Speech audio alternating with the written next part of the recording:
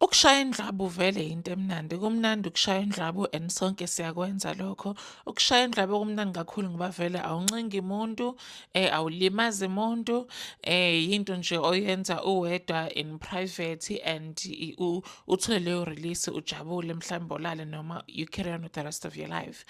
And if that's how you feel and you are fine with ukushaya indlabu, that's fine. But kunabantu abaningi abangasathandi ukushaya indlabu. And le video le eyabo. If ufuna ukuyeka ukushaya indlwabu and you don't even know where to start namhlanje udinga ama-tips ambalwa, kukhona izinto engifuna ukuthi sikhulume ngazo namhlanje engifuna ukukutshela ukuthi uzicabange before uyenze leyo ndlwabu noma mhlawumbe uyishaye leyo ndlwabu.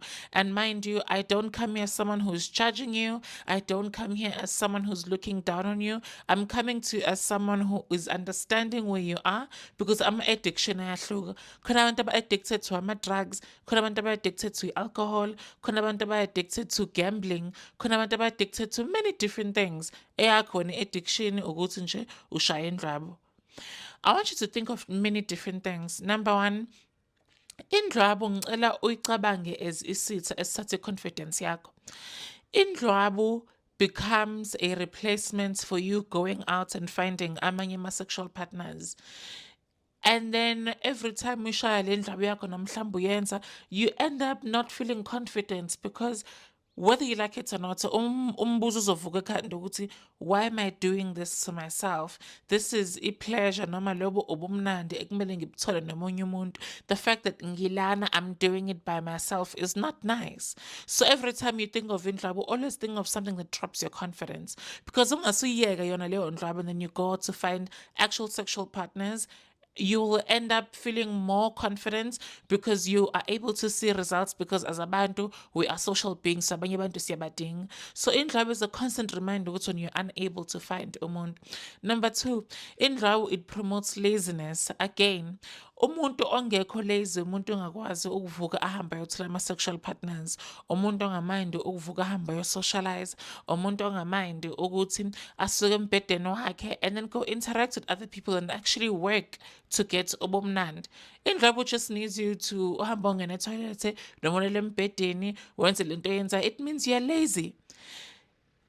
It doesn't mean ukuthi you are lazy. Yile addiction yakho epromoter laziness. Again, see it as an enemy, a drop confidence yakho, and the enemy ekwenza ube lazy. Number three, ngicela indlwabu uyicabange as something that brings unrealistic pleasure. At the end of the day, if ubhizi ngesandla sakho, isandla sakho, you can always adjust ukuthi si-tight kangakanani, si-loose kangakanani, si-fast kangakanani, ama-angles esandla sakho, i-movement yesandla sakho, and akukho realistic, akuyona i-pleasure e-realistic le. Njalo, if sofuna uku-interact nomunye umuntu, you will never be fully fulfilled. Why? Because wena usujwayele isandla sakho.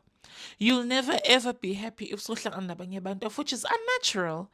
Njalo bocabanga ngendlwabu, always think of this thing that promotes unrealistic pleasures in your head. This is another thing that I want you to think about. Indlwabu will always promote you to be lonely.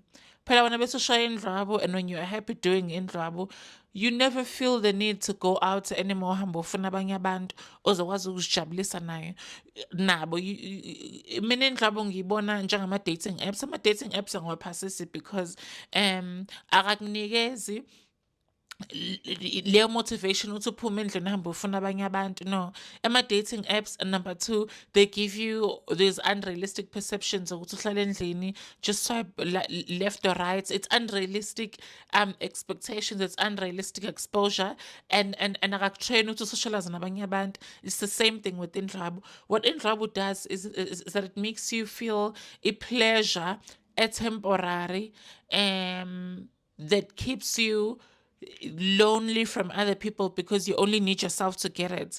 But ungasiyeke ungeke uze uhlale netswayi endlini, you'll end up waking up and going to other people and meeting them. And another thing, this is the most important part. This is the most important part out of this video. If une partner endlini engafuni ukukunikeza ubumnandi, and then you end up having to fall for indlwabu, and you always have to end up mhlampe you have to do indlwabu eduze kwabo, namhlampe uhambe e-bathroom uyoshaya leyo ndlwabu, suke isikhathi sokuthi umshiye.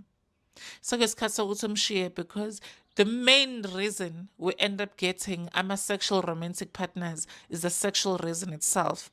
Zonke ezinye izinto uyakwazi ukuzenza nomndeni. Uyakwazi ukumhaga umuntu osemndenini, uyakwazi ukumqhawula umuntu osemndenini, uyakwazi ukumtshela ama-secrets umuntu osemndenini, open up athi yena. When you're feeling tired, you cuddle to them. The one thing you cannot do with umuntu osemndenini is ama-sexual acts. What is the use of being with a sexual partner but you can't do sexual acts with them?